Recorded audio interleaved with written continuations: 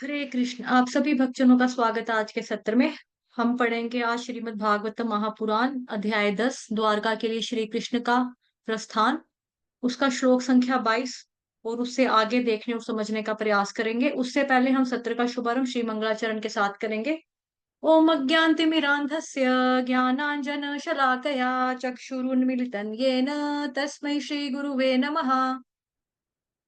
श्री चैतन्य मनोभीष्टं स्थापितं येन भूतले स्वयं रूपः कदा मह्यं ददाति स्वपदान्तिकम्। वन्देऽहं श्रीगुरुः श्रीयुतपदकमलं श्रीगुरुन् वैष्णवांश्च श्रीरूपं साग्रजातं सहगण रघुनाथान्वितं तं सजीवं साद्वैतं सावधूतं परिजनसहितं कृष्ण चैतन्य देवं श्रीराधा कृष्णपादान् सहगण ललिता श्रीविशाखान्वितांश्च नमः। ओम विष्णुपादाय कृष्णप्रेष्ठाय भूतले श्रीमते भक्ति वेदांत स्वामिन्निति नामिने। नमस्ते सारस्वते देवे गौरवाणी प्रचारिणे निर्विशेष शून्यवादी पाश्चात्य देश तारिणे। नमो महावदान्याय कृष्ण प्रेम प्रदायते कृष्णाय कृष्ण चैतन्य नाम्ने गोर्त्विषे नमः। हे कृष्ण करुणा सिंधो दीनबंधो जगतपते गोपेश गोपिका कांत श्री राधा कांत नमोस्तुते। तप्त कांचन गौरांगी श्री राधे वृंदावनेश्वरी वृषभानुसुते देवी प्रणमामि हरिप्रिये। वाञ्छाकल्पतरुभ्यश्च कृपा सिन्धुभ्येव च पतितानां पावनेभ्यो वैष्णवेभ्यो नमो नमः। जय श्री कृष्ण चैतन्य प्रभु नित्यानंद श्री अद्वैत गदाधर श्रीवासादि गौर भक्त वृंद। हरे कृष्ण कृष्ण कृष्ण हरे हरे हरे राम राम राम हरे हरे। हरे कृष्ण कृष्ण कृष्ण हरे हरे हरे राम राम राम हरे हरे। हरे कृष्ण। आप सभी भक्तजनों का, सभी भागवतों का स्वागत है आज के श्रीमद् भागवतम महापुराण की कक्षा में। शुरू करते हैं 10वां अध्याय, sorry 10th canto, first canto 10th chapter, पहले स्कंद का 10वां अध्याय द्वारका के लिए श्री कृष्ण का प्रस्थान। श्लोक संख्या 22। अनुवाद। तब भगवान ने अपने अंश स्वरूप जीवों को नाम तथा रूप प्रदान करने की इच्छा से उन्हें भौतिक प्रकृति के मार्गदर्शन के अंतर्गत कर दिया। उनकी ही अपनी शक्ति से भौतिक प्रकृति को पुनः सृष्टि के लिए अधिकृत कर दिया गया है। तात्पर्य जगत गुरु श्रील प्रभुपाद द्वारा। श्रील प्रभुपाद की जय। सारे जीव भगवान के अंश हैं। वे दो प्रकार के हैं, नित्य मुक्त और नित्यबद्ध। अब हम जो हैं वो नित्यबद्ध हैं। नित्य मुक्त शाश्वत रूप से मुक्त जीव हैं और वे भगवान के दिव्य धाम में जो दृश्य जगत से परे है दिव्य प्रेममयी सेवा के आदान प्रदान में नित्य निमग्न रहते हैं। लेकिन नित्यबद्ध अर्थात शाश्वत रूप से बद्ध जीवों का जिम्मा बहिरंगा शक्ति यानी कि माया पर रहता है और वह परमपिता के प्रति उनकी विद्रोहात्मक मनोवृत्ति को सुधारे। नित्यबद्ध सदैव यह भूले रहते हैं कि भगवान के साथ उनका संबंध उनके अंश के रूप में है। वे माया द्वारा वे माया द्वारा पदार्थ के उत्पादों के रूप में मोहग्रस्त रहते हैं और इस तरह वे सुखी बनने के लिए भौतिक जगत में नाना प्रकार की योजनाएं बनाते रहते हैं। वे इन योजनाओं को खुशी खुशी आगे बढ़ाते हैं। लेकिन भगवान की इच्छा कहाँ गया लेकिन भगवान की इच्छा से योजना बनाने वाले तथा उनकी योजनाएं कुछ काल बाद ध्वस्त हो जाती हैं, जैसा कि पहले कहा जा चुका है। श्रीमद् भगवद गीता अध्याय 9 श्लोक संख्या 7 में इस प्रकार इसकी पुष्टि हुई है। सर्वभूतानि कौन्तेय प्रकृतिं यान्ति मामिकां कल्पक्षये पुनस्तानि कल्पादौ विसृजाम्यहम्। हे कुंती पुत्र, कल्प के अंत में सारे जीव मेरी प्रकृति में लीन हो जाते हैं और जब पुनः सृष्टि करने का समय आता है तब मैं जब पुनः सृष्टि करने का समय आता है तो मैं अपनी बहिरंगा शक्ति से सृष्टि प्रारंभ करता हूँ। देखो जो भी मैं रिकॉर्डिंग्स डाल रही हूँ ना, उसमें अंतरंगा शक्ति, बहिरंगा शक्ति, माया, तटस्थ शक्ति, सबके बारे में एक डिटेल में वीडियो डाला हुआ है, आप उसको पढ़ लेना, डिस्क्रिप्शन में होगा। किसी भी वीडियो में चेक करेंगे ना, जो आज डालूंगी उसमें भी आ जाएगा, उसमें भी होगा। तो जो नहीं थे पहले वो प्लीज वहां से देख लें। भूया शब्द पुनः पुनः का सूचक है, अर्थात यह बताता है कि सृष्टि, पालन तथा संहार की क्रिया भगवान की बहिरंगा शक्ति से अनवरत चलती रहती है। वही सबके कारण है। लेकिन सारे जीव जो स्वाभाविक रूप से भगवान जी के अंश हैं और मधुर संबंध को भुलाए हुए रहते हैं, उन्हें बहिरंगा शक्ति के चुंगल से छूटने का अवसर पुनः प्रदान किया जाता है। और जीव की चेतना को पुनर्जागृत करने के लिए शास्त्रों की सृष्टि भी भगवान ही करते हैं। मतलब जो शास्त्र हैं उसकी सृष्टि भगवान करते हैं। कैसे करते हैं वो भी, जो आपको कृष्ण भगवान जी की एक्सपेंशन पढ़ाया था उसमें था ना, कि जो ऋषि वेद व्यास है वो भगवान जी के शाक्य ग्रंथावतार है ना। तो अवतार, तो भगवान के बारे में ये क्या बताया जा रहा है, जीव की चेतना को पुनर्जागृत करने के लिए, कि जीव आत्मा जो है वो सुप्त अवस्था में है। भक्ति साम्र सिंधु में भी पढ़ा था कि वो सुप्त अवस्था में है। जगाने के लिए क्या करना है, क्योंकि हमारे अंदर इनबिल्ट भक्ति भगवान ने डाली हुई है पहले से। जगाने के लिए क्या करना पड़ेगा, हमें भक्ति करनी पड़ेगी, अपना अपने आप का पता लगाना पड़ेगा। हम आत्मा है, शरीर नहीं है। आत्मा का काम क्या है, जीवन स्वरूप है कृष्ण नित्यदास। किसकी सेवा करनी है, परम आत्मा कृष्ण भगवान की करनी है। हमारा रिलेशनशिप भगवान जी से क्या था, उसको पुनर्जागृत करने के लिए अभिदेय संयोजन जो भी है ना, शास्त्रों की सृष्टि भी भगवान खुद ही करते हैं। बद्ध जीव के लिए वैदिक वांगम्य दिशा निर्देश करने वाला है, जिससे वे भौतिक जगत तथा भौतिक शरीर की सृष्टि तथा संहार के पुनरावर्तन को से मुक्त हो सके। आए हाय कहाँ जा रहा है,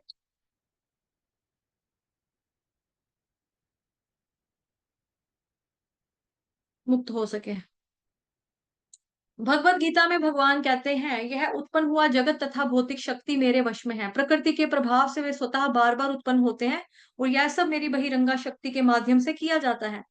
वस्तुतः आध्यात्मिक स्फुलिंग रूपी जीवों का कोई नाम या रूप नहीं होता, लेकिन भौतिक रूपों तथा नामों की भौतिक शक्ति पर प्रभुत्व जताने की इच्छा पूर्ति के लिए उन्हें ऐसे झूठे भोग का अवसर प्रदान किया जाता है, और उसी के साथ साथ उन्हें शास्त्रों के माध्यम से वास्तविक स्थिति को समझने का भी अवसर दिया जाता है। तो होता है ना, जैसे हम अपने आप को ही देखें, वो जब हम शास्त्र पढ़ते हैं, भक्ति में आने से पहले हम कैसे थे, फिर अब भक्ति में आए, हमें प्रभुपाद जी का संग मिला, किसके थ्रू, उनकी बुक्स के माध्यम से। जैसे हम अभी प्रभुपाद जी का संग ले रहे हैं, प्रभुपाद जी की वाणी तात्पर्य पढ़ रहे हैं, है ना। तो भौतिक सुखों भी हमने झेले, भौतिक दुख भी हमने झेले, भौतिक शरीर के साथ हम जी रहे हैं, शरीर शरीर ने सब कुछ देखा, झेला सब कुछ। और किस तरह से हमने पहले क्या किया था, प्रभुत्व स्वामित्व जताने की हमारी इच्छा थी, उन्हें ऐसे झूठे भोग का अवसर प्रदान किया जाता है, और हमें झूठे ऐसे चॉकलेट बोल लो या लॉलीपॉप टाइप दे दिए जाते हैं। लेकिन साथ ही साथ हमें क्या मिलता है, शास्त्र के माध्यम से वास्तविक स्थिति को समझने का भी मौका मिलता है।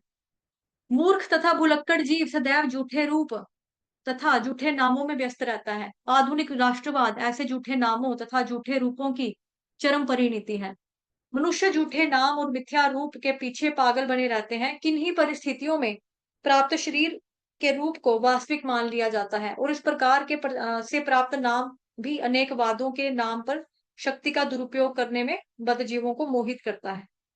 तथापि शास्त्र वास्तविक स्थिति को समझने के लिए संकेत प्रदान करते हैं, किंतु लोग विभिन्न देश काल के लिए भगवान द्वारा निर्मित शास्त्रों से शिक्षा ग्रहण करते हुए कतराते हैं।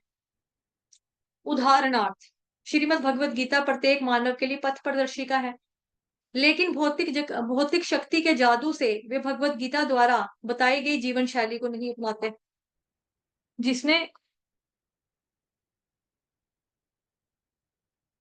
हरे कृष्णा प्रभु जी, मैं अभी क्लास ले रही हूँ। हाँ मैं अभी क्लास ले रही हूँ, पढ़ा रही होगी ना।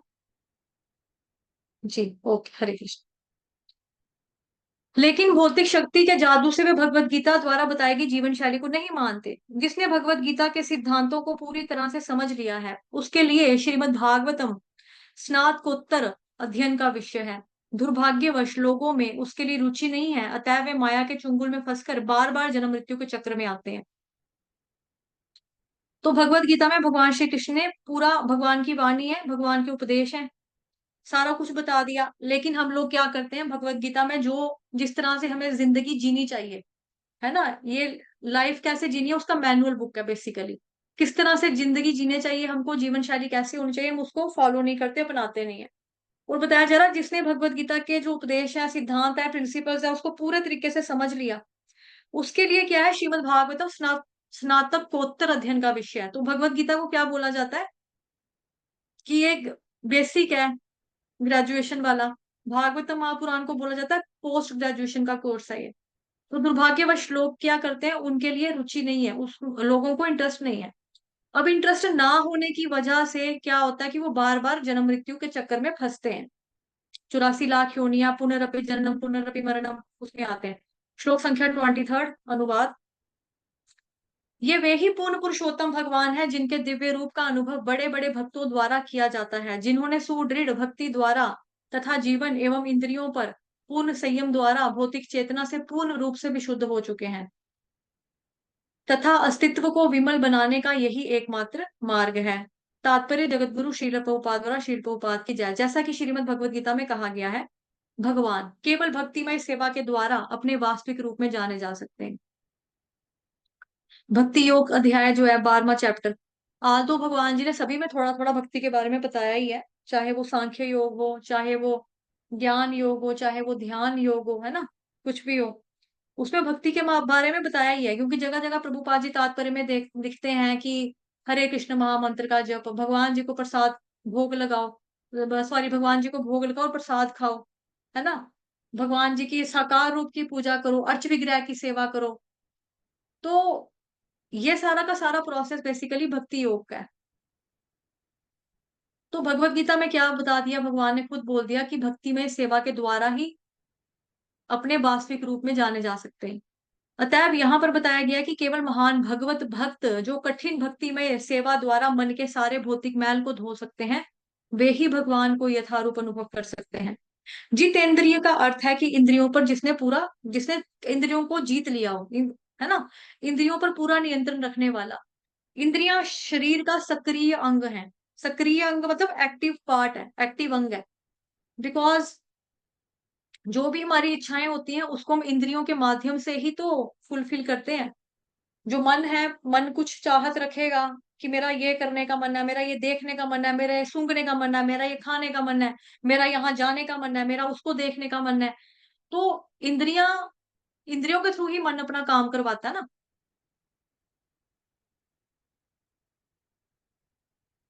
उसमें आता है ना श्लोक भगवत गीता के 15वें अध्याय में, श्रोत्रं चक्षु स्पर्शनं च रसनं घ्राणमेव च अधिष्ठाय मनश्चायं विषयानुपसेवते।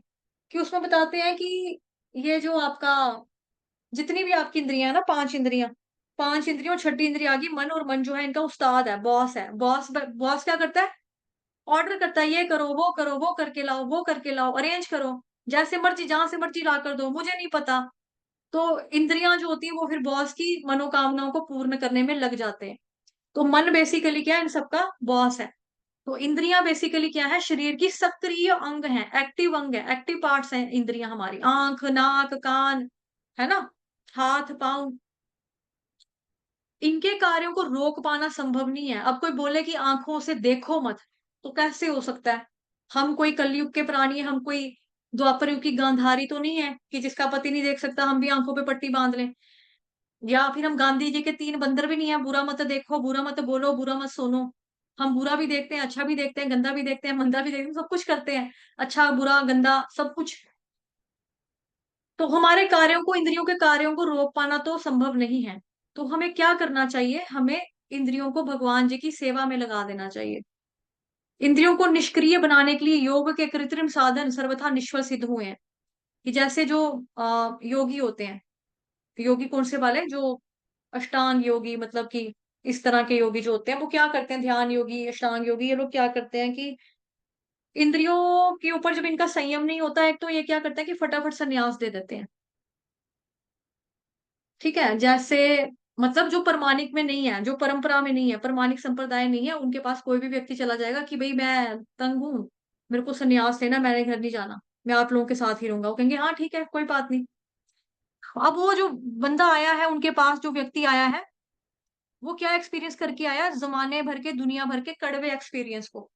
या फिर वो ज़िम्मेदारियों से भागा हुआ भी इंसान हो सकता है, कि घर में जाता था शाम को, ऑफ़िस से थका-हारा, तो पत्नी कहती थी, "सब्ज़ी नहीं लेकर आए, बच्चों के स्कूल की फीस जमा करानी थी और हमारे बच्चों का जी ये अभी तक वो नहीं किया आपने, क्या बोलते हैं अ, बच्चों के जो स्कूल में जाने-आने की जो बसेज़ होती हैं, उसका किराया नहीं भरा है अभी तक आपने, खाना नहीं लाए हो, सब्ज़ी राशन खत्म हो गया है, कहाँ से लाएँ? आपको बोला था ये चीज़ खत्म है, ये नहीं लाई, वो नहीं लाई। पापा कह रहे थे पापा को डॉक्टर के पास लेके जाना है, उनको डॉक्टर के पास नहीं लेकर गए। इस बीच में व्यक्ति क्या सोचता है कि यार शादी करके मैंने सोचा था कि चलो ठीक है मुझे सुख मिलेगा, लेकिन सुख के बदले यहाँ पर तो मेरा तो दिमाग खराब कर रहे हैं सारे, इनकी तो डिमांडें पूरी नहीं होती हैं। छोड़ो घर-बार चलो हरिद्वार। इस तरह से जो लोग होते हैं वो मतलब कि दुनिया से कटने की सोचते हैं, अपने परिवार से, ज़िम्मेदारियों से, रिस्पॉन्सिबिलिटी से भागने का सोचकर वो क्या करते हैं, किसी ऋषिकेश पे चले जाएँगे, पहाड़ी-वूढ़ी पे जाकर बैठ जाएँगे घरवालों की चिंता से दूर। लेकिन बाद में क्या होता है जब वो किसी अन्य व्यक्ति को वहाँ पर देखते हैं ना, बिकॉज़ देखो वो भक्ति के माध्यम से नहीं सु तो वो गया नहीं है व्यक्ति, वो खाली ज़िम्मेदारियों से दौड़ कर गया है। तो ऐसे में जब व्यक्ति किसी को देखेगा, कोई फैमिली है, कोई कपल है, हैप्पी फैमिली जा रही है, बच्चे ने हाथ में बैलून पकड़ा हुआ है, एक बच्चे को गोद में उठाया हुआ पिता ने, है ना? वो सोचे उसको अपने बच्चों की याद आ जाएगी। जब शाम तक होगी, खाना उसको भूख लगेगी, उसको बीवी के रोटियाँ, फुलके, सब्जियाँ याद आ जाएँगी। सोचेगा हाँ यार, जब मैं ऑफ़िस से थका हुआ जाता था, घर पे बोलती थी चाय बना दूँ, पकोड़े तल दूँ, थक गए होंगे, मेरी जुराबें खोल देती थी, बूट खोल देती थी मेरे। अच्छी तो थी मेरी पत्नी, गलती कर दी मैंने छोड़ के, चला जाता हूँ वापस। ऐसे लोग जो होते हैं वो फिर वापस चले जाते हैं। फिर समाज जो होता है इनका मज़ाक उड़ाता है। बड़ा आया था कलयुग में, योगी बनने चला था, आ गया जी अपना मुँह लेकर वापस। इस तरह से इंसल्ट होती है। तो कई लोग होते हैं जो सच ऐसे चले जाते हैं किसी बाबे-बूबे के पास कि हाँ जी, हमको सन्यास लेना है, खास तौर पे जो निर्विशेषवादी, जो निराकारवादी टाइप होते हैं। अब इन लोगों का इंद्रियों के ऊपर सच ऐसा तो कंट्रोल नहीं होता ना पहले-पहले, जो नया-नया योग है उसका। नो डाउट कि जो लंबे समय से योग कर रहा है उसका तो कंट्रोल होगा, मन पर भी होगा, ज़ुबान पर भी होगा, आँखों पर, सब जगह पे नियंत्रण होगा। हो जाता है प्रैक्टिस कर के। लेकिन जो व्यक्ति परिवार से दुखी होकर, तंग होकर चला गया था, उसके अंदर अभी वो चीज़ नहीं है ना, कि वो उस अवस्था में है ही नहीं है कि वो कंट्रोल कर सके। ऐसे में ये क्या करते हैं, ये प्राइवेट पार्ट ही काट देते हैं, कि सबसे ज़्यादा बुरा क्या है कि किसी स्त्री के साथ भोग करना उस वे में, कि स्त्री को देखकर जो फीलिंग आएगी, अब फीलिंग आएगी तो फीलिंग को तो रोक नहीं सकते, तो प्राइवेट पार्ट को कट कर देते हैं या सील देते हैं ऑपरेशन करके, कि ना मतलब ये इसको फीलिंग आएगी भी तो कुछ करने लायक तो है नहीं, तो क्या ही हो जाएगा, क्या कर लेगा?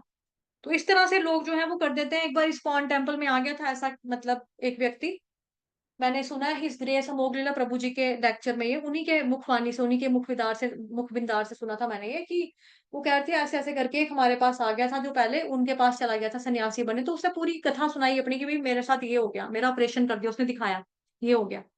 तो ये तो देखो कितना गलत है कि भगवान जी ने आपको अगर अंग दिए हैं तो ठीक है, अगर आपका उस पे कंट्रोल नहीं हो रहा तो आप गृहस्थ जीवन में भी तो भक्ति कर सकते हो ना। शादीशुदा लोग क्या भक्ति नहीं कर सकते? बिल्कुल कर सकते हैं। हमारे इस्कॉन में कई सारे गुरु महाराज हैं जो आज गुरु गद्दी पे बैठे हुए हैं, लेकिन जो गृहस्थ जीवन में रहते हैं। जैसे हिज़ होलीनेस क्रतुदास अधिकारी जी महाराज हैं, हिज़ होलीनेस संकर्षण दास अधिकारी जी महाराज हैं। है ना? वो हैं, उनकी वाइफ हैं, दोनों प्रचार करते हैं साथ में मिलकर, जो उनकी धर्मपत्नी है वो भी उनका पूरा साथ देती है कि किस तरह से प्रचार करना है। जो भक्त हैं, डिवोटीज़ हैं, उनको गाइड करते हैं माताजी। माताजी लोगों को भी गाइड करते हैं, लेक्चर भी देते हैं प्रभु जी के लिए अगर उनको लेक्चर देना है, मतलब उनके प्रभु जी यानी कि गुरु महाराज जी ने अगर लेक्चर देना है, उनके लिए वो चीज़ें अरेंज करते हैं, मतलब लाइक लैपटॉप लगा के ऑन कर देना, सिस्टम पूरा बना कर देना, है ना? इस तरह से वो सेवा करती हैं। तो ऐसा तो नहीं कि गृहस्थ जीवन वाला जो व्यक्ति वो सेवा नहीं कर सकता, भगवान जी की भक्ति नहीं कर सकता। बट होता क्या है कि व्यक्ति अगर गलत इंसान के हाथ में लग जाए, तो फिर उसके साथ ये चीज़ होती है। ऐसे में दिमाग अब फीलिंग तो दिमाग में आएगी ना, भोगने की इच्छा जो है वो दिमाग में आएगी। अब ज़बरदस्ती किसी को आप खुसरा बना दो, हिजड़ा बना दो, उसके अंदर तो फीलिंग मन में तो आ रही है, तो वो क्या करे फिर? मेन तो होता है कि मन में ही ये विचार ना आए, तो फिर होता है कि हाँ, इसका कंट्रोल है सेंसेस पे। 1-2 सेकंड के लिए आया भी, लेकिन भगवान जी का नाम लेकर भक्त क्या करता है, अपनी इंद्रियों को कंट्रोल कर लेता है। सेकंड चैप्टर में हमने पढ़ा था, प्रभुपाद जी ने, भगवान जी ने ये अपना कछुए की एग्जाम्पल दी थी हमें, कि जिस तरह से कछुआ होता है, जब वो देखता है कि अनफेवरेबल सिचुएशंस मेरे सामने आ रही है, वो फटाफट अपने अंगों को सिकोड़ लेता है। उसी तरह से भगवान जी के जो भक्त होते हैं, जो वो भी ऐसे कर लेते हैं। लेकिन जो भगवान जी का शुद्ध भक्त होता है, उसको तो ऐसी थॉट ही नहीं आते पहले। ठीक है? तो इंद्रियों को बेसिकली कंट्रोल करना या तोड़ देना, मरोड़ देना, खत्म कर देना, ना रहेगा बांस, ना रहेगी बांसुरी, ऐसा वाला काम करना, ये चीज गलत है। इसका सॉल्यूशन क्या है? आप अपनी इंद्रियों को, समस्त इंद्रियों को भगवान जी की सेवा में नियुक्त कर दो। जैसे आंखें हैं, आंखों का काम है देखना, आंखें हमारा फिल्म देखना भी चाहेंगी। कोई आपस में कुछ गंदा कर रहा होगा, हमारी आंखें वो भी देखना चाहेंगी, है ना? कोई कहीं पे लड़ाई हो रही होगी, सड़क के ऊपर या मोहल्ले में, हाँ, आंखें वो भी देखना चाहेंगी, देखे देखे क्या हो रहा है, देखे देखे क्या हो रहा है, किसने किसको कितने मुक्के मार दिए, चलो चलो देखते हैं। हाँ, तमाशा लगा, किसके घर में लगा, चलो चलो देखते हैं। आंखें तो ये भी देखना चाहती हैं। कान जो है वो सुनना चाहते हैं, सुनो सुनो उसकी बात, वो क्या बातें कर रहा है, अच्छा उसने उसको गालियां निकाली है, सोच किस किस बात की लड़ाई हो रही है इनके घर में, सुनो सुनो जरा, अच्छा प्रॉपर्टी का झगड़ा पड़ा है, ओ। कान तो कुछ भी सुनना चाहते हैं। जुबान, वो तो चुगलखोरी भी करना चाहती है, निंदा भी करना चाहती है, कुछ भी करना चाहती है, गंदबला भी खाना चाहती है, मीट अंडे भी खाना चाहती है। पैर जो है वो वैश्यालय में भी जाना चाहते हैं, पैर जो है मंदिर में भी जाना चाहते हैं, पैर जो है सैर सपाटे पे भी जाना चाहते हैं, है ना? हाथ जो है वो किसी नरम चीज को टच करना चाहते हैं, कि स्त्री का संसर्ग मेरे को मिल जाए। पुरुष ये सोचता है, औरत सोचती है कि मेरे को आदमी को मिल जाए अच्छा सा, मतलब कोई ठोस बॉडी वाला मिल जाए, जिसके एब्स हो, सिक्स पैक्स हो, डोले शोले हो। आदमी भी सोचता है, औरत भी सोचती है अपनी इंद्रियों के बारे में। लेकिन हमारा काम क्या है, इस तरह से अपनी इंद्रियों को, जब बंदे इंसान सोचे कि नहीं ये गलत है, ये पाप है, तो हम क्या करेंगे? आंखें बंद कर लेंगे, पट्टी बांध लेंगे, ना रहेगा बांस, ना रहेगी बांसुरी। आंखें जब खुलेंगी नहीं तो देखेंगी कहाँ से? हम ऐसे ही बैठेंगे, गांधारी बन जाएंगे। ऐसा नहीं हो सकता, है ना? ऐसा नहीं हो सकता। तो फिर हमें क्या करना है? अपनी समस्त इंद्रियों को भगवान श्री कृष्ण की इंद्रियों की सेवा करने में लगा देना है। आंखें से हम क्या करेंगे? भगवान जी के अर्च विग्रह के दर्शन करेंगे। पैरों से हम क्या करेंगे? भगवान जी के मंदिर में जाने के लिए अपने पाँव का इस्तेमाल करेंगे। कानों से क्या करेंगे? भगवान जी के कथाओं का श्रवण करेंगे। जीभ से क्या करेंगे? जीभ के दो काम होते हैं, एक तो खाना, यानी कि स्वाद चखना, और दूसरा इसका काम होता है बातें करना, बोलना। हम भगवान जी की कथा करने के लिए मुंह जुबान खोलेंगे, जुबान का इस्तेमाल करेंगे। भगवान जी का हरि नाम लेने के लिए इस्तेमाल करेंगे, हरे कृष्ण महामंत्र कीर्तन करने के लिए करेंगे। कानों का इस्तेमाल भी कीर्तन करने, सुनने के लिए, कथा सुनने के लिए, श्रवण करने के लिए लगा देंगे, है ना? जीवा का काम है खाना, दूसरा टेस्ट करना। तो इसको हम पर भगवान जी का प्रसाद चखाएंगे हमेशा। तो जीवा को जब हम प्रसाद देंगे तो वो मांगेगी ना, उधर देखो आया है अंकल, वहां पे टक टक टक टक हो रहा है, न्यूट्री कुलचे वाला आ गया हुआ है, चांपे लेकर आया, वो चांपे बेच रहा है बाहर, चलो खाते हैं थोड़ा सा। तो जीवा जो है वो कृष्ण प्रसाद की आदी हो जाएगी, वो कहेगी नहीं, तुझे खाली कृष्ण का प्रसाद खाना है। तो इस वे में हम अपनी इंद्रियों को संयमित कर सकते हैं, भगवान जी की सेवा में लगाने से, भगवान जी के पवित्र नामों का जाप करने से, अपनी समस्त इंद्रियों को भगवान जी की सेवा में लगाने से क्या हो जाएगा? हमारी जो इंद्रियां वो शुद्ध हो जाएंगी, है ना? तो ये प्रोसेस जो है बेसिकली आसान प्रोसेस है, ये मुश्किल नहीं है। सर्वोपाधि विनिर्मुक्तम तत्परत्वेन निर्मलम ऋषिकेण ऋषिकेश सेवनम भक्ति रुच्यते। कि मनुष्य को क्या चाहिए? अपनी सारी उपाधियों से मुक्त हो जाए और कृष्ण भावनामृत द्वारा समस्त भौतिक कल्मश से शुद्ध हो जाना चाहिए। उसे अपनी शुद्ध पहचान प्राप्त करनी चाहिए, ताकि वह अपनी समस्त इंद्रियों को, इंद्रियों के स्वामी, यानी कि ऋषिकेश, ऋषिकेन, है ना? ऋषिकेन ऋषिकेश, इंद्रियों के स्वामी की सेवा करने में लगा सके। तो जब भी भक्त अपनी इंद्रियों को भगवान की सेवा में लगाता है ना, तो सेवा में लगने मात्र से ही हमारी इंद्रियां जो होती हैं वो शुद्ध हो जाती है, पवित्र हो जाती हैं। फिर हमें अन्य प्रोसेस करने की, फॉलो करने की जरूरत नहीं पड़ती। भक्ति योग इनफ है। भगवान जी का कलयुग में, तो कलयुग केवल नाम धारा, भगवान जी का हरे कृष्ण महामंत्र का जप करना काफी है, सफिशिएंट है, ध्यान पूर्वक करना। फिर आ गया जी यहाँ तक कि विश्वामित्र मुनि जैसे महान योगी सरीखे से के प्रसंग से भी, है ना? तो पहले मेनका आ गई तपस्या भंग करने के लिए। तो उसके साथ उसको पहले ऋषि जो थे, पहले उन्होंने पायल छनकाई आकर, मेनका ने। ऋषि मुनि ने जो थे, विश्वामित्र, उसने एक आंख खोली, फिर दूसरी खोली, फिर देखा बड़ी सुंदर है, उसके पीछे दौड़ गए। फिर अपने आप को कोसा, ओ नो, मैं तो तपस्या कर रहा था, ये मेरे से क्या गलती होगी, क्या पाप कर दिया मैंने, अब मैं कभी नहीं भटकूंगा, अब मैं कभी नहीं भटकूंगा। सोच के फिर से तपस्या करने बैठे, फिर दूसरी आ गई रंभा। फिर रंभा आ गई तो कहती है ये हो क्या रहा है मेरे साथ, दिमाग खराब कर रही थी, कहाँ से आ जाती है उठ उठ के, कहाँ से आती है सुंदरियां अप्सराएं उठ उठ के मेरे पास, अब मैं इसको शाप ही दे दूंगा। उसको शाप दे दी तो साथ में फिर क्रोध भी आ गया, पहले काम चढ़ा फिर क्रोध आ गया, तो फिर क्या हुआ, है ना। तो ऐसे केसेस हमारे शास्त्रों में महान योगियों के साथ भी देखे जाते हैं। फिर आ गया जी, विश्वामित्र मुनि ने योगिक समाधि के द्वारा इंद्रियों को वश में करके रखा था, किंतु जब उनकी भेंट मेनका स्वर्ग की अप्सरा से हो गई तो वो काम के शिकार हो गए। वही चीज आ गई स्टोरी पूरा, ठीक है। और इंद्रियों को वश में करने की उनकी कृत्रिम विधि भी विफल होगी, लेकिन शुद्ध भक्त के किस्से में ऐसा नहीं होता कि कृत्रिम साधन से इंद्रियों को कार्य करने से रोका जाए, अपितु उन्हें अन्य कार्यों, अन्य अच्छे कार्यों में व्यस्त रखा जाता है। तो वही सर्वोपाधि विनिर्मुक्तम तत्परत्वेन निर्मलम ऋषिकेन ऋषिकेश सेवनम भक्ति रुच्यते। जब इंद्रियां अधिक आकर्षक कार्यों में लग जाती हैं, तो किन्हीं निकृष्ट कार्यों के प्रति उनके उन्मुख होने की संभावना नहीं रह जाती। भगवत गीता में कहा गया है, इंद्रियों को अच्छे कार्यों में लगाने के ही द्वारा ही इंद्रियों को वश में रखा जा सकता है। तो जैसे मैंने आपको बताया, वही प्रोसेस भक्ति की अनिवार्यता है कि इंद्रियों को विमल कर दिया जाए। विमल का मतलब हो गया जिसमें कोई गंदगी नहीं है, विमल, ठीक। या फिर उसको भगवान जी की भक्ति में सेवा में लगाया जाए। भक्ति का अर्थ निष्क्रियता नहीं है, कि भक्ति का मतलब ये नहीं कि आप कुछ भी मत करो। भक्ति इज अ एक्टिव प्रोसेस, सक्रिय प्रोसेस है वो। उसमें आपको क्रियाएं करनी है। कौन सी क्रियाएं करनी है? सुबह उठना है, नहाना है, धोना है, मंगल आरती करनी है, हरे कृष्ण महामंत्र का जप करना है, भागवतम की कक्षा सुननी है या भागवतम पढ़ना है, भगवत गीता रीड करनी है, भगवत गीता की क्लास अटेंड करनी है, श्रवण करना है, पठन करना है ना। फिर उसके बाद भगवान जी की अर्च विग्रह की सेवा करनी है, अभिषेक करो भगवान जी का, निलाओ धुलाओ, वस्त्र पहनाओ भगवान जी को, फूल चढ़ाओ, तुलसी चढ़ाओ उनको, भगवान जी को भोग लगाओ, जो भी खाना बनाओ। तो भक्ति इज अ एक्टिव प्रोसेस, ये इनएक्टिव प्रोसेस तो टोटली नहीं है। कि जैसे लोग सोचते हैं भक्ति करेंगे, चलो भक्ति करेंगे तो अन्य गंदी बातें अब नहीं करेंगे, अन्य गंदी बातें नहीं करेंगे वो ठीक है, लेकिन भक्ति में क्रियाएं करना जरूरी है। जो जिन क्रियाओं का मैंने नाम लिया ना, वो सब क्रियाएं हमको करना इंपॉर्टेंट है, जरूरी है। आरती वगैरह करना, पूजा पाठ करना, भगवान जी के पवित्र नामों का जप करना।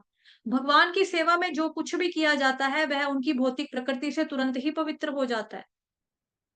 भगवान की सेवा से जो कुछ भी हम करेंगे वो क्या होगा, भगवान की भौतिक प्रकृति से तुरंत ही पवित्र हो जाएगा। उनकी भौतिक धारणा अज्ञान के कारण ही है, वासुदेव के परे कुछ भी नहीं है।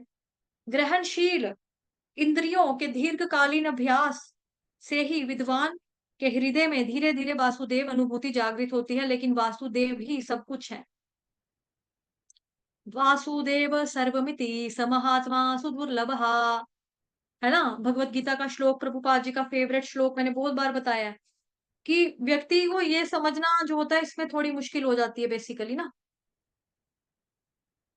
ये वाला श्लोक अंडरस्टैंड करने में लोगों को थोड़ी दिक्कत आती है। भगवान भी कह रहे हैं, खुद ही कह रहे हैं, भगवान भी ना बता रहे हैं हमें कि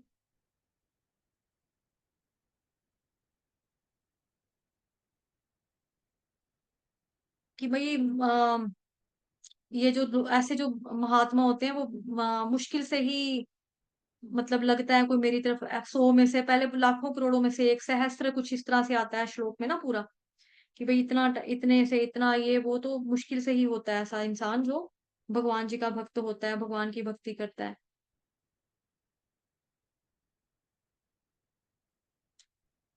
तो ऐसा तो मुश्किल से होता है, इतनी आसानी से नहीं हो पाता ये चीज। समहात्मा सुदुर्लभ, ये वाला श्लोक। ऐसा स्वीकार करने के ज्ञान में ही इस विधि का समापन होता है। भक्तिमय सेवा में यही विधि शुरुआत से स्वीकार की जाती है, और भगवत कृपा के अंतकरण में भगवान के आदेश से सारा वास्तविक ज्ञान प्रकट हो जाता है।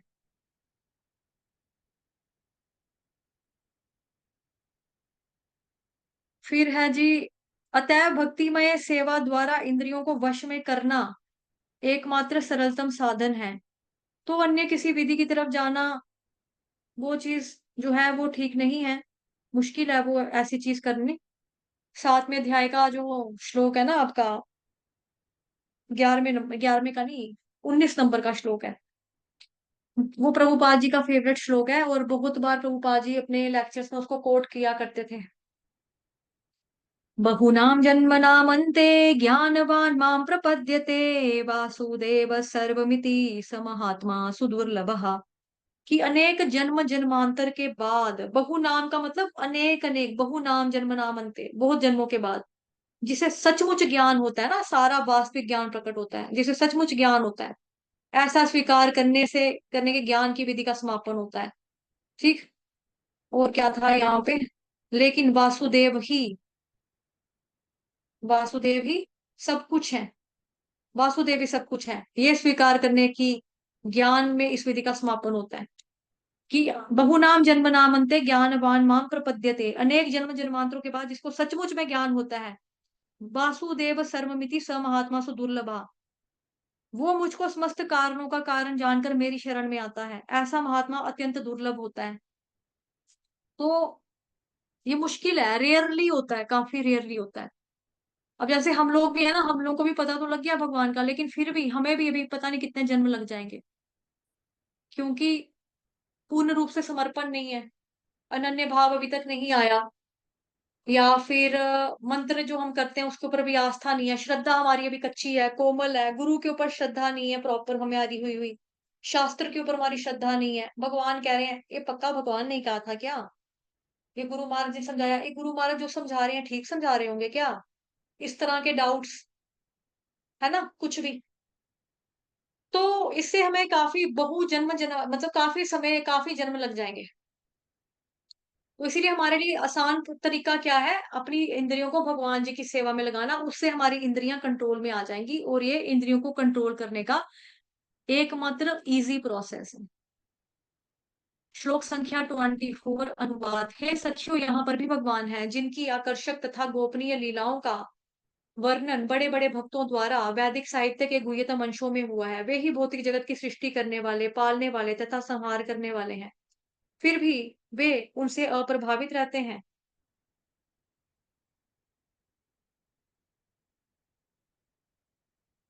फिर है जी अनुवाद, तात्पर्य जगत गुरु शील प्रभुपाद द्वारा, शील प्रभुपाद की जय। श्रीमद् भगवत गीता में कहा गया है कि सारा वैदिक साहित्य भगवान श्री कृष्ण की महानता का यशोगान करता है। श्रीमद् भगवत गीता अध्याय 15 श्लोक संख्या 15, सर्वस्य चाहम हृदि सन्निविष्टो मत्तः स्मृतिर्ज्ञानमपोहनै च वेदैश्च सर्वैरहमेव वेद्यो वेदांत कृद्वेद विदेव चाहम। ठीक, तो उसमें क्या बताया कि वेदों का संकलन करता मैं हूँ, वेदों में अगर कोई चीज जानने के लायक है वो मैं हूँ, वेदों में जो ज्ञान दिया है वो मेरे बारे में दिया है, तो वेदों का निष्कर्ष क्या है, मेरा यशोगान करना, भगवान कहते हैं मेरी महानता के बारे में बताना। तो इसकी पुष्टि जो है यहाँ पर भगवत गीता में भी की गई है, वैदिक साहित्य में भी बताया है, और यहाँ पर भागवत महापुराण पे भी इसकी पुष्टि की गई है। कोई पूछे प्रूफ क्या है, तो हमारे पास शास्त्र, हमारे ग्रंथ, भगवत गीता, वेद, श्रीमद् भागवतम महापुराण जो है, ये सारे शास्त्र हैं जो प्रूफ है। वेदों की अनेक शाखाएं तथा उपशाखाएं हैं, यानी कि ब्रांचेस और सब ब्रांचेस, और इसका विस्तार महान भक्तों जैसे कि व्यास, नारद, सुखदेव गोस्वामी, कुमारगण, कपिल, प्रहलाद, जनक, बलि तथा यमराज जैसे भगवान के शक्ति आवेश अवतारों में हुआ है। ठीक है, अवतारों के बारे में हमने ऑलरेडी पढ़ा है। लेकिन उनकी लीलाओं का गुह्य अंश, यानी कि सीक्रेट जो है उसका अंश, गुह्य भक्त सुखदेव गोस्वामी द्वारा श्रीमद् भागवतम में विशेष रूप से वर्णित हुआ है। तो गुह्य बातें वैसे तो, लेकिन जैसे हमने 9th चैप्टर पढ़ा था ना श्रीमद् भगवत गीता का, जो 9वां अध्याय था, अगर आप में से कुछ लोगों को याद होगा तो आपको वो चैप्टर लर्न भी करवाया था। तो उसमें भगवान बता देते हैं पूरा कि भाई ये जो भगवत गीता में भी जो है ना, वो भी गुह्य ज्ञान है, वो भी ऐसे नहीं है। 9 चैप्टर का नाम ही परम गुह्य ज्ञान है। तो भगवान कहते हैं ना, पहले श्लोक में भगवान कहते हैं अर्जुन को, श्रीभगवानुवाच इदं तु ते गुह्यतमं प्रवक्ष्याम्यनसूयवे ज्ञानं विज्ञानसहितं यज्ञात्वा मोक्ष्यसे शुभात्। भगवान कहते हैं अर्जुन, अब मैं तुमको ऐसा ज्ञान बताऊंगा जिससे सुनकर तुम सारे क्लेशों से मुक्त हो जाओगे। लेकिन भगवान जी ने वो ज्ञान अर्जुन को दिया क्यों? वो भगवान कहते हैं इदम तूते गुह्यतम पर्यव्यामन सूयवे, कि भाई आपको इसलिए बता रहा हूँ क्योंकि आप मेरे से जलते नहीं हो, ईर्ष्या नहीं करते हो, इसीलिए मैं तुमको ये परम गुह्य ज्ञान की अनुभूति बताऊंगा। जिसको जानोगे तो फिर क्या होगा, तुम संसार के सभी क्लेशों से मुक्त हो जाओगे। तो भगवत गीता में भी गुह्य बातें हैं, गुह्य ज्ञान है। तो लेकिन जो भगवान जी का भक्त होगा, भगवान जी के भक्त से अगर वो सुनेगा तो फिर वो गुह्य ज्ञान क्या है उसको वो समझ पाएगा। अदरवाइज वो पढ़ भी लेगा ना किताब, यार क्या है, 200-250 रुपए की किताब सड़क पे आम मिल जाती है भगवत गीता की, इस्कॉन के डिवोटीज आते हैं, हम खरीद लेते हैं, पढ़ लेंगे। ज्ञान क्या क्या सीक्रेट नॉलेज, क्या सीक्रेट नॉलेज, ओपन तो दिया किताब में, सारा कुछ तो ओपन है, लेकिन पढ़ने के बाद भी समझ में नहीं आएगा अनटिल एंड अनलेस जब तक आपके अंदर एक तो श्रद्धा नहीं होगी तब, दूसरा आप प्रमाणिक प्रमाणिक स्तोत्र से श्रवण नहीं करेंगे तब तक समझ में आने वाला नहीं है। ठीक है, तो फिर ये सुनकर भी क्या रहेगा, गुह्य का गुह्य ही रहेगा उस व्यक्ति के लिए जो भगवान का भक्त नहीं है अभी। तो इसको परम गुह्य क्या कहा गया है इस अध्याय को। तो भक्ति साम्य सिंधु में बताया ना कि जिसमें भगवान जी की प्रेमा भक्ति करने की इच्छा होती है, वो भले ही इस जगत में बद्ध अवस्था में रहता हो लेकिन उसको मुक्त मानना चाहिए। जैसे कि हमने ऊपर वाले श्लोक में पढ़ा था, जब हमने श्लोक स्टार्ट किया था आज, श्लोक संख्या 21 से शुरू किया, 22 से किया, 22 से शायद। तो 22 वाले में पढ़ा था ना, दो तरह की आत्माएं होती हैं, एक बद्ध आत्माएं होती हैं, एक मुक्त आत्माएं होती हैं। तो मुक्त आत्माएं मतलब जो हमें प्रतीत तो होते हैं जगत में हमारी जरा हमारे जैसे दिखाई देते हैं, जैसे हम नहाते हैं, धोते हैं, अपने डेली कार्यक्रम करते हैं, ऐसे ही गुरु महाराज भी करते हैं, है ना। हमें भूख लगती है, उनको भी लगती है, हम प्रसाद खाते हैं, वो भी प्रसाद खाते हैं, उन्होंने हमको भी माला करने के लिए बोला, माला वो खुद भी करते हैं। तो हम सोचे यार एक जैसे तो है, शरीर तो उनका भी हमारी तरह तो है, लेकिन फर्क है, वो मुक्त आत्मा है, हम बद्ध आत्मा है। वो भगवान जी के साथ नित्य पार्षद है, भगवान जी के डायरेक्ट रिप्रेजेंटेटिव भगवान श्री कृष्ण और राधा रानी के द्वारा नियुक्त किए गए हैं वो, हमें बताने के लिए, ठीक है, हमें सिखाने के लिए, मार्गदर्शन करने के लिए हमारा, ताकि हमारा इस 84 लाख की योनि से उद्धार हो सके, हम मुक्त हो सके। तो भक्ति साम्य सिंधु में भी बताया ये चीज कि जो भले ही इस जगत में आपको दिखता है कि बद्ध अवस्था में हमारी तरह रह रहा है, जन्म मृत्यु तो उनको भी आ रही है हमारी तरह, लेकिन फिर भी उसे मुक्त मानना चाहिए क्योंकि वो भगवान जी की नित्य सेवा में लगे रहते हैं। इसलिए भगवान जी के साथ बातें होती हैं उनकी। ठीक है, तो यही चीज है मेन इसमें। तो यही यहाँ पर भी बताया जा रहा है कि जो भागवत महापुराण है ना, उसमें भी खास तौर पर वर्णित हुआ है। वेदांत सूत्र या उपनिषदों में उनकी लीलाओं के गुह्य अंशों का संकेत मात्र हुआ है, बाकी जगहों पे ऐसे वैदिक साहित्य में जैसे कि उपनिषदों में भगवान के स्वरूप को स्पष्ट रूप से संसारीय अवधारणा से पृथक दिखाया गया है। उनकी पहचान पूर्ण रूप से आध्यात्मिक होने के कारण उनके नाम रूप गुण साज समान इत्यादि को विस्तार पूर्वक पदार्थ से पृथक दिखाया गया है। इसलिए कभी कभी अल्प बुद्धि वाले व्यक्ति उन्हें निराकार मानने का भ्रम कर बैठते हैं, लेकिन वास्तव में वो परम पुरुष परम भगवान है। और परमात्मा या निराकार ब्रह्म के रूप में उनकी अभिव्यक्ति केवल आंशिक रूप से ही होती है। तो देखो एक तो श्लोक आ गया जी आपका कि बताया कि मतलब भगवान जब आते हैं ना धरातल पर, एक तो ये चीज है, दो चीजें हैं इसमें। एक तो ये चीज है कि भगवान जब इस दुनिया में आते हैं, हमारे जैसे लोगों के बीच में प्रकट हो जाते हैं, तो हमारे जैसे मूर्ख लोग क्या होता है, उनको सोचते हैं कि ये भी हमारी तरह ही है। जैसे अभी जस्ट मैंने आपको एग्जांपल दिया कि अभी एग्जांपल दिया ना मैंने आपको गुरु महाराज का, कि गुरु महाराज जो है हमारी तरह तो है, रहना खाना पीना सोना उठना बैठना, उनको भी भूख लगती है, हमें भी भूख लगती है, वो भी जो डेली का क्रियाएं हम करते हैं रोजमर्रा की जिंदगी में वो भी करते हैं, हम भी करते हैं, है ना। तो ऐसी वो है ऐसी हम है, बट ऐसा नहीं है। वो उनमें और हमारे में जमीन आसमान का फर्क है, बहुत फर्क है। तो वही चीज यहाँ पर बताई जा रही है। ठीक है, जैसे हम बोले सोचे कि भाई जैसे श्रीमद् भगवत गीता ना, उसमें 9 चैप्टर है जो, उसका 11वें नंबर का श्लोक, अवजानन्ति मामूढ़ा मानुषीं तनुमाश्रितम् परम भावमजानन्तो मम भूत महेश्वरम।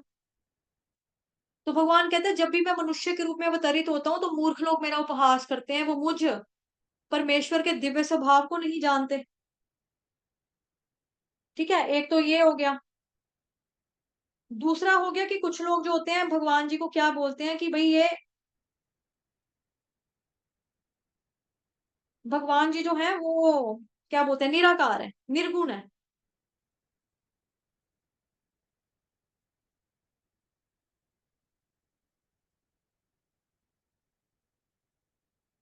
है ना, कि भगवान जो है वो निर्गुण है, या निर्गुण का मतलब वो लोग निकालते हैं कि निर्गुण का मतलब, अब वो पहले तो कहेंगे निराकार, निराकार का मतलब हो गया जिसका कोई आकार नहीं है, जैसे कोई शेप नहीं है बॉडी की, रंग रूप कद काठी ये सब नहीं है ना। दूसरी तरफ से वो कहते हैं कि भाई हम जो है ना, हम भगवान जी के अंश हैं, हम भगवान के अंश हैं, हम परम पिता के अंश हैं, हम उसके अंश हैं। अगर हम उनके अंश हैं तो अंश तो हम अपने कुल के, अपने खानदान के भी हैं। जैसे हमारे साथ अपने पापा का नाम लगता है, हर एक व्यक्ति के साथ पापा का नाम लगता है, तो हमें हमारा अपना रूप रंग है, मेरा कोई रूप रंग है, मैं गोरी हूँ, मेरे बाल हैं काले रंग के, ठीक है, मेरा शरीर जो है वो छोटी हाइट है, या मैं मोटी हूँ, या मैं पतली हूँ, या मैं काली हूँ, या मैं गोरी हूँ, तो रूप रंग तो मेरा भी है। अगर मेरा है तो फिर मेरे पापा का भी होना चाहिए, पापा का है, हाँ पापा का भी है। पापा को पैदा किसने किया, दादू ने, दादू का है, हाँ दादे का भी है। दादा कहाँ से है, परदादे से, परदादे का है, हाँ तो परदादे का भी है। परदादा कहाँ से है, लक्कड़ दादे से, लक्कड़ दादे का है, हाँ लक्कड़ दादे का भी रूप रंग काट कद काटी सब कुछ था। तो फिर जहां से हम आ रहे हैं परम पिता, उनका क्या कोई रूप रंग नहीं होगा, ऑब्वियसली भगवान कृष्ण का भी रूप है, वो श्रीमद् भागवतम महापुराण में हमें पता लगता है, श्याम सुंदर है उनका रूप, है ना।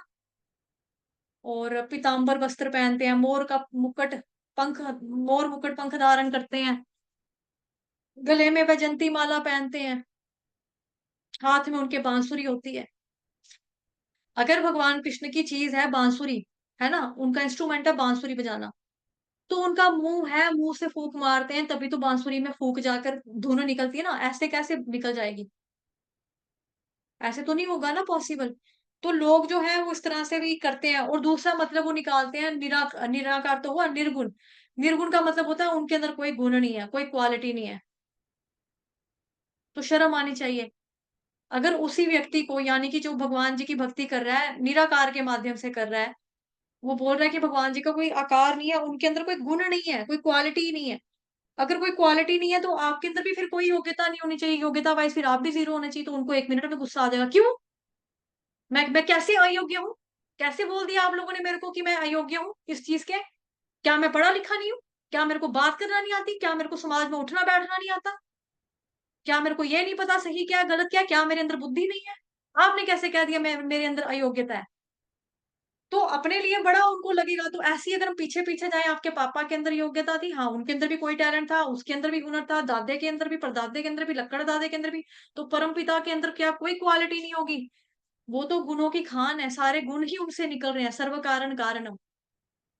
दूसरी चीज ये है कि निर्गुण का मतलब होता है तीनों गुणों से परे, परे, यानी कि सत्वगुण रजोगुण तमोगुण, भगवान इन तीनों गुणों से ऊपर है, उनको बोला जाता है निर्गुण। साकार से हमेशा निराकार निकलता है, निराकार से साकार का बर्थ कभी भी नहीं होगा। जैसे फूल है गुलाब का, या किसी भी कोई भी फूल आप ले लो, फूल है ना, फूल आपको नजर आ रहा है गुलाब का है, वैसे मुझे बहुत सारे फूलों के नाम नहीं पता, ठीक है, तो मैं गुलाब का बोल लेती हूँ, और कमल का फूल जैसे मैंने बोल दिया, कमल का फूल, गुलाब का फूल, या सूरजमुखी का फूल, फूल तो नजर में आ रहा है, आप उसको टच भी कर पा रहे हो, देख भी पा रहे हो, आप पहचान भी कर पा रहे हो फूल कौन सा है। जब आपने उसको सूंघा, तो सूंघने को आप पकड़ नहीं ना सकते, सूंघने को आप देख नहीं सकते, लेकिन महसूस कर सकते हो, तो वो निराकार हो गया, है ना, वो निराकार हो गया। तो साकार से ही निराकार आता है, फूल है तो खुशबू आ रही है, फूल नहीं होगा तो खुशबू कहाँ से आएगी। जैसे नॉर्मली घर में किसी की रसोई से भी कोई सब्जी बनती है ना, तो कोई कहता है हाँ यार किसी के घर में ना मटर पुलाव बन रहा है, मटर पुलाव, हाँ मटर पुलाव की खुशबू आ रही है, हाँ हाँ, तो खुशबू आ रही है, चलो ठीक है, मटर पुलाव की खुशबू आ गई तो मटर पुलाव के अपने आप बन गया, मटर पुलाव को बनाने वाला कौन है? कोई क्रिएटर है ना जो मटर पुलाव बना रहा है। घर में कोई आंटी होगी, कोई अंकल होंगे, कोई बच्चा होगा, मतलब ठीक उम्र का 14-15 साल का कोई बच्चा होगा जो खाना पका रहा होगा, जिसकी खुशबू आ रही है। तो साकार से निराकार आता है, खुशबू आई, पुलाव बन रहा है, पहचान लिया कि पुलाव है, खाने वाला भी इंसान है, बनाने वाला भी इंसान है, तो दैट मीन्स कि शक्ति तो है ना, क्रिएटर है। तो अगर कोई क्रिएटर है तो क्रिएशन कर सकता है, लेकिन क्रिएटर के अस्तित्व को ना मानना, इनकार कर देना वो गलत है। जैसे आपने पेंटिंग देखी, कोई पेंटिंग आपने देखी, पहाड़ बने हुए हैं, घर बना हुआ है, चिड़िए कौवे तोते उड़ रहे हैं, है ना? बचपन की जो बेसिक पेंटिंग होती है हम बच्चों की, छोटे होते की, यही आता है सबको, घर बनाना, हट बनाना, नदी बना दी छोटी सी, एक पेड़ बना दिया। तो हम देख रहे हैं कि हाँ पेंटिंग है, पेंटिंग है, पेंटिंग है। लेकिन फिर हम सोचे कि पेंटिंग तो है, लेकिन पेंटर नहीं हो सकता कोई, बना कोई नहीं सकता, तो वो कैसे हो सकता है? ऐसे ही हम समाज में, दुनिया में, भौतिक संसार में देखते हैं भगवान जी की सृष्टि है। भगवान जी का सारी जगह देखते हैं कि पेड़ है, सूरज है, पत्ते हैं, फूल है, खेती है, इंसान है, गाड़ियां हैं, पेड़ है, पर्वत है, नदियां हैं, पहाड़ है, सब कुछ है।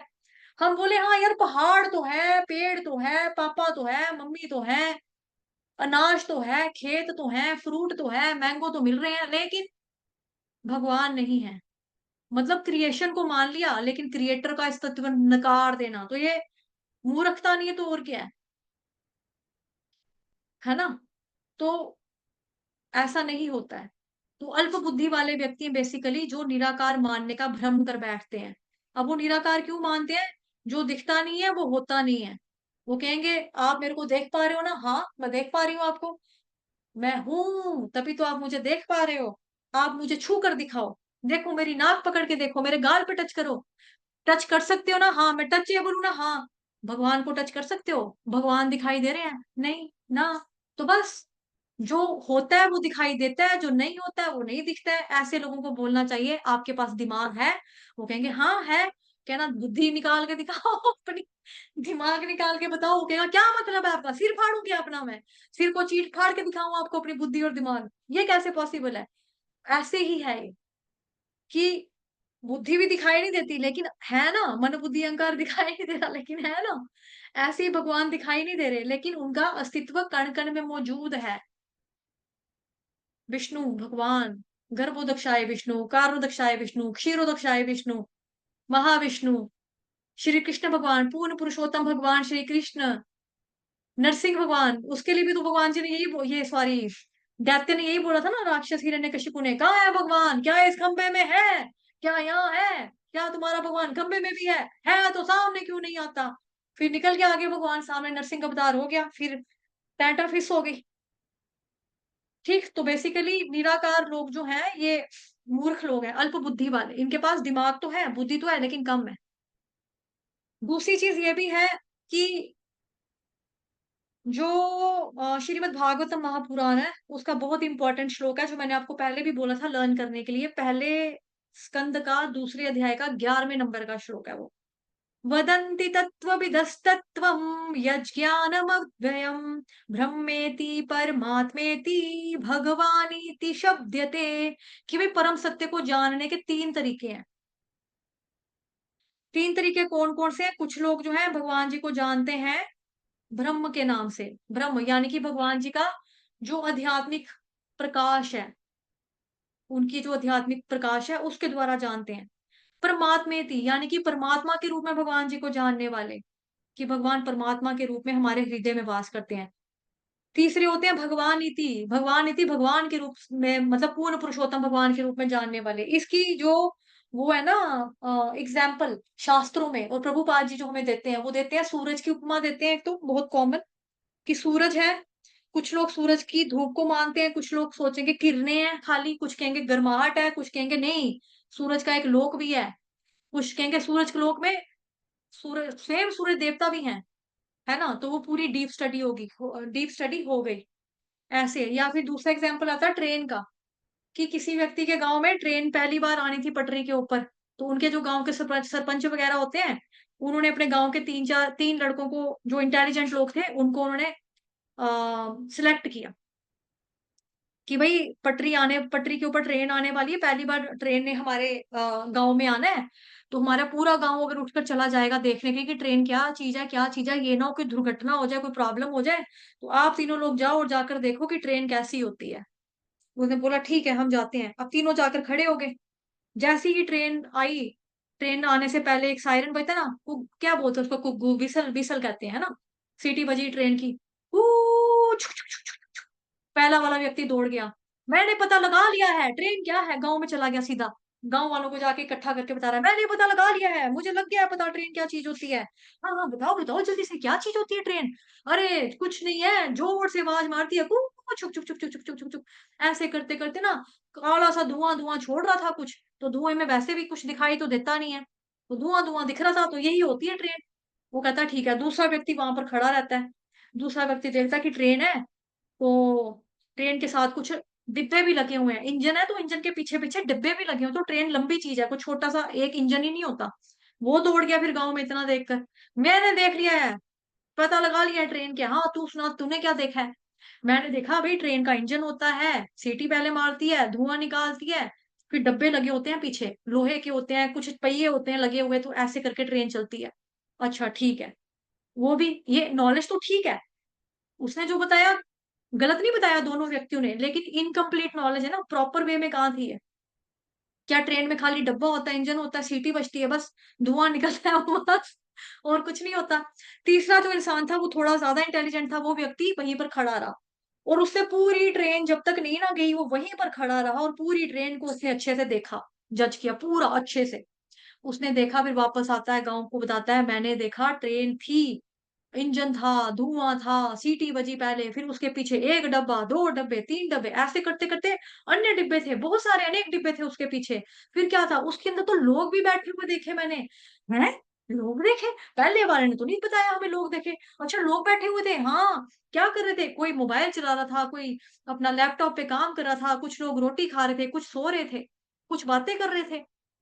अच्छा, और कुछ बैठने लेटने की भी चीज थी, हाँ सीटें होती हैं, बैठने की सीटें भी लगी हुई थी, कईयों पे कुर्सी थी, कईयों के मतलब की जो सीटिंग वाली भी थी। एक डब्बा एक डब्बा जो था वो था जी आपका, स्लीपर क्लास भी था, वहां पे लोग लेटे भी देखे मैंने।